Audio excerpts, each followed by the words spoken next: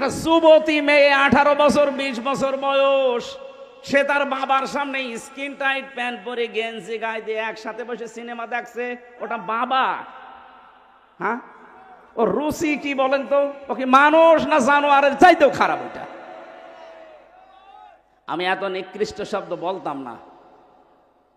বলেন এটা একটা বাবা বলা যায়? এই জন্য তো মাঝে মাঝে দেখি অঘটন ঘটে যায়। তাহলে আপনার অনুসরণ হয়তো আপনার মাথায় চুল রসুলের মতো কাটা আছে, দাড়ি আপনি রাসূলের মতো রেখেছেন, জব্বা গায়ে দিয়েছেন, আপনার হাতে তসবিহ আছে, মানলাম আপনার পুরা বডি ঠিক আছে, আপনার পরিবার ঠিক নেই, আপনার সমাজ ঠিক নেই, আপনার রাষ্ট্র ঠিক নেই, আপনি অর্থনীতি ঠিক নেই। অর্থনীতির যে একটা ইবাদত অনেকে জানেই না। অর্থনীতি একটা ইবাদত না? ব্যবসায়িক যে নিয়ম নীতিগুলো আছে কয়জন বুঝতে পারে বা কয়জন পালন করে? আজ ব্যাংকিং ব্যবস্থার নাম শুনলে মানুষ নাক সিটকায়, হ্যাঁ এটা দুনিয়ার জিনিস। আরে ভাই, বিশ্বনবীর একটা ব্যাংক ছিল, বাইতুল মাল। কি আমি কি বানিয়ে বলছি? আল্লাহর নবী নিজে ব্যবসা করেছিলেন। আল্লাহর নবীর ব্যবসায়িক সিস্টেম ছিল মুদারাবা। ইসলামী ব্যাংকের যদি কেউ থাকেন, এই যে মোশারাকা, মুদারাবা, মোরাবাহা, বায়ে সালাম, বায়ে ইস্তেসনা, বায়ে মুআজ্জাল, বায়ে ওয়াহিদায় যে 18টা নিয়ম আছে, এক একটা পয়েন্টের ভেতরে কতগুলো কথা সূক্ষ্ম সূক্ষ্মভাবে আল্লাহ লুকিয়ে দিয়েছেন। ওই জামানায় যারা কাফের তারা বলতো ব্যবসা আর সুদ ওই একই, অথচ আল্লাহ বলেন আমি ব্যবসাকে হালাল করেছি আর সুদকে হারাম করেছি। আজ আমাদের ব্যবসাগুলো সত্যি যাকাত ভিত্তিক অর্থনীতি না থাকার কারণে সুদ ভিত্তিক অর্থনীতির সাথে জড়িয়ে গেছে, যেখানে সুদ খেলে মায়ের সাথে জেনা করার গুনাহ হয়। এলাকায় আছে কিনা আমি জানি না, অনেকে টাকা ছেড়ে রাখে, মাসে মাসে 1000 টাকা দিলে 200 টাকা করে বেশি দেয়। এটা যে প্রকাশ্য সুদ আপনি কিন্তু নিজেও জানেন। কি আর সুদ খেলে কোরআন বলছে আল্লাহ রসুলের সাথে যুদ্ধ করার শামিল। এটা বড় গুনাহ। আর ছোট গুনাহ হচ্ছে মায়ের সাথে 33 বার জেনা করা। এত ঘৃণিত কাজ কেউ করবে দুনিয়ায় বলেন? অথচ এখানে বহু টুপি মাথায় দেওয়া দাড়িওয়ালা মানুষ এই কাজ করে, টাকা ছেড়ে রাখে, টাকা আসে। এই কাজ যারা করছেন এক্ষুনি বাড়ি যে লাভের এই টাকা নেওয়া বন্ধ, আমি না খেয়ে মরে যাব, মায়ের সাথে জেনা করব না। কারা কারা এই টাকা ছেড়ে দেবেন হাত তোলেন তো। খুব আরামে আছে। না না ভাই, আপনি হাত তুললেন, আপনার তো শরম করার দরকার ছিল। আমি আশা করছি আপনি ছেড়ে দেবেন আগামীতে। না বুঝেও যদি হাত তুলে থাকেন, যদি এই কাজে কেউ থাকেন, ইসলামী অর্থনীতিটা পড়েন। সূরা বাকারার 178, 79, 80, 81, 82 এই যে আয়াতগুলো খেলা করার জন্য দেয়নি। ইসলামী অর্থনীতির ব্যাপক কথা এর ভেতরে সাজানো আছে। এটা একটা ইবাদত। আপনি রসুলের অনুসরণ করলে, রসুল ব্যবসা করেছেন মুদারাবা। মুদারাবার সিস্টেম কি? আমি টাকা দেব, আপনি শ্রম দেবেন। খাদিজা টাকা দিয়েছে, রাসূলুল্লাহ শ্রম দিয়েছে। এক কথা বলছে না কেন? আপনি জিজ্ঞাসা করে দেখেন আলেমকে, খাদিজা টাকা দিয়েছে, রাসূলুল্লাহ শ্রম দিয়েছে। এইটাই মুদারাবা। এটা ইসলামী ব্যাংকে আছে। বাকি যে ব্যাংকগুলো আছে আপনি আবার রাগ করেন না, আপনারটা নেই, এই জন্য তো আমি বলছি না। আমি পাবো কোথায়? আমি কি জোর করে আপনার সাথে লাগাবো? আপনার ওখানে আছে প্রকাশ্য সুদ। বলেন ইসলামী ব্যাংকে? হ্যাঁ আছে। রাষ্ট্রীয়ভাবে যাকাত কায়েম না হওয়া পর্যন্ত এই দেশে কোনো ব্যাংক 100% সুদ থেকে মুক্ত হওয়া সম্ভব না। কিন্তু ইসলামী ব্যাংকে কারবার করার জন্য আমি আহ্বান জানাবো। এই কারণে আপনি যদি এদের শরিয়া বোর্ড আছে, এদের আলেম আছে, আলিয়া মাদ্রাসা, কওমি মাদ্রাসা, বিশ্ববিদ্যালয়ের বড় বড় স্কলার যারা, ইসলাম বোঝে যারা, মাসলা মাসাইল যারা উদ্ভাবন করতে পারে, এই মানুষগুলো এর সাথে জড়িয়ে আছে। চট্টগ্রামের কওমি মাদ্রাসার সবচাইতে বড় আলেম মাওলানা ওবায়দুল্লাহ হামজা। এই বাংলাদেশে কওমি মাদ্রাসার ভেতরে যদি 10 জন আলেম থাকে, উনি একজন। কি কথা বোঝেন আমার? এই আলেমকে জিজ্ঞাসা করেন। ওবায়দুল্লাহ হামজা কত বড় মাপের আলেম।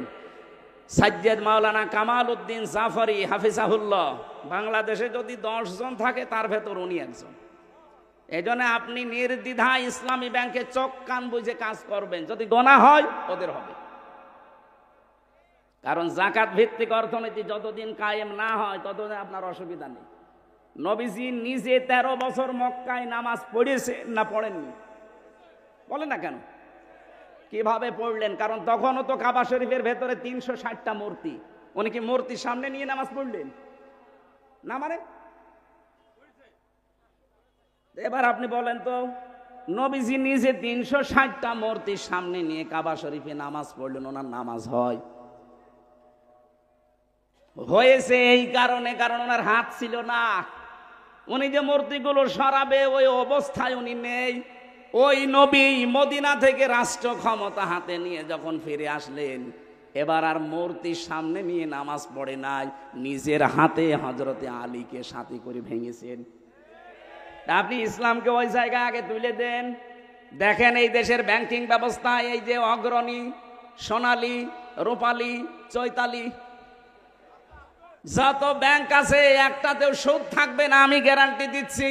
বিশ্বের বহু মুসলিম দেশে আমি গিয়ে দেখেছি যেখানে সুদ নেই, তাদের ব্যাংক চলছে না? চলছে। তাদের যাকাত ভিত্তিক অর্থনীতি রাষ্ট্রীয়ভাবে আছে। আমাদের রাষ্ট্রীয় যাকাতের নিয়ম নীতি রাষ্ট্রীয়ভাবে সরকারিভাবে কায়েম করে দেন, এক সলির মধ্যে 4 আনাও সুদ খেতে পারবে না। তাহলে এটা যতদিন কায়েম না হয় ততদিন আপনি তো কারবার করবেন, নামাজ পড়বেন না। মূর্তির সামনে নিয়ে তখন নামাজ পড়া লাগছে।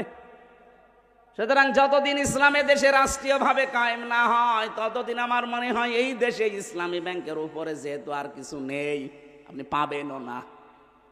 এই জন্য আমি একেবারে নির্দ্বিধায় বলতে পারি, আপনি এই জায়গায় কাজ কারবার করেন। রাসূলের অনুসরণ আংশিক করলে হবে না। বিশ্বনবী নিজে রাজনীতি করেছেন না করেননি? আপনি রাজনীতির কথা শুনলে খালি উল্টা পাল্টা দিকে যান। মানে আমার মনে হয় নবীজি যদি এখন বেঁচে থাকতো, শয়তান নবীজিকেও বলতো নবী মনে হয় ওই দলের। কি কথা বলেন না? আল্লাহর নবীর আন্তর্জাতিক যে নিয়ম নীতিগুলো ছিল আপনি ওইগুলো ফলো করেন। এখন যদি বলেন হ্যাঁ আপনারা করেন না, করবো কি করে? আমার 100 জনের মাত্র 15 জন মানুষ আমরা এই দেশে, 100 জনের 15 জন মানুষ আমরা এই দেশে রাষ্ট্রীয়ভাবে ইসলাম কায়েম হোক এটা চাই। এটা আগস্টের 5 তারিখের আগের বর্ণনা। এখন এই 3 মাস 10 দিনের রিপোর্ট পাল্টিয়ে গেছে। আল জাজিরা রিপোর্ট দিয়েছে বাংলাদেশে এখন 100 জনের 58 জন মানুষ চাচ্ছে এদেশে কোরআন কায়েম হোক। এটা যদি সত্যি আর কিছুদিন যেতে দেন, আমার তো মনে হচ্ছে যে হারে মানুষ ইসলামে ঝুঁকতেছে, কারণ অনেক কিছুই দেখা শেষ। কোরআনের বাংলাদেশ 54 বছর তো আমরা দেখলাম কম বেশি, না দেখি নাই?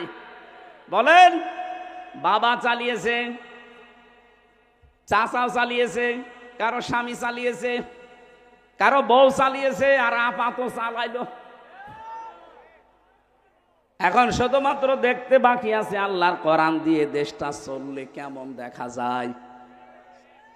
মুসাফির অবস্থায় আছি, আমি এখনো মাজলুম অবস্থায় আছি, অসুস্থ আছি, এখনো দোয়া করছি এই লক্ষ মানুষ নিয়ে। আল্লাহ, দুনিয়ায় যদি তোমার কিছুই ভালো না লাগে আমাদের জীবনের, অন্তত মুসাফিরের দোয়া তোমার নবীজি বলেছে ফেরত আসে না। বড় আশা নিয়ে আকাঙ্ক্ষা নিয়ে আমরা বলছি, বাংলাদেশে চরম চোখে 56,000 বর্গ মাইল কোরআনের হাতে তুলে দাও। তাহলে রাসূলের অনুসরণ করা লাগবে কি আংশিক না পূর্ণাঙ্গ? আরো জোরে বলেন। এ পূর্ণাঙ্গ অনুসরণ যখন আপনি করতে যাবেন তখন মনে করবেন যে আল্লাহ আপনাকে কেবল ভালোবাসা আরম্ভ করল। আমি কথা বোঝাতে পেরেছি? তার মানে এখনো এই দেশে অনেক পীর, অনেক আলেম, অনেক বক্তা, অনেক মুফাসসির, অনেক মুহাদ্দিস, অনেক শাইখুল হাদিস এখনো আল্লাহর ভালোবাসায় পাওয়া আরম্ভ করেনি, যাদের পূর্ণাঙ্গ অনুসরণ নেই।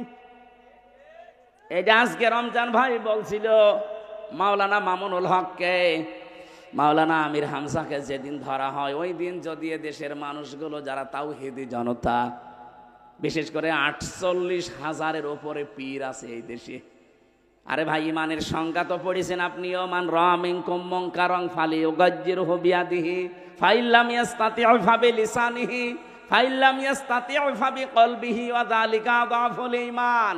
বুখারী শরীফের হাদিস। হযরতে আবি সাঈদ খুদরি থেকে বর্ণিত।